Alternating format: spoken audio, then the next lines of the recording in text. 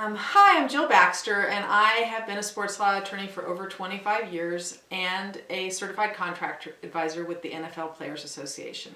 I am going to sit and discuss through a series of videos the complicated issues facing college and professional sports. What happens in the draft is each person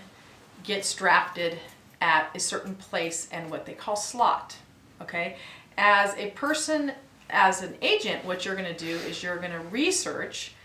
each slot from the year before and find out what they were worth. Okay, so let's say if the salary cap was like a certain amount of money and that slot was worth a certain amount of money, like the first round fifth pick was worth this much money, and the salary cap went up a certain percent for the next year, you can estimate that that slot is going to be worth about 5% more than it was last year, unless the previous agent from the year before negotiated a bad deal, meaning the guy in front and the woman in back, okay,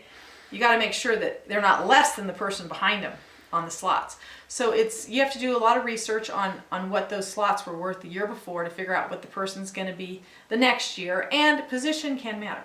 because quarterbacks have more value than maybe a tight end, even for the same slot. So all those factors go into play, and then you're looking at the history of the team and how they word things also can come into play as far as how to negotiate that particular slot.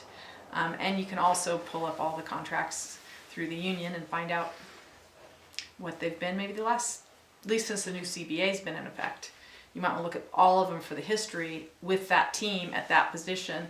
and the different teams at that slot, and you can get an idea of what. And my core values are protection, advocacy, and trust.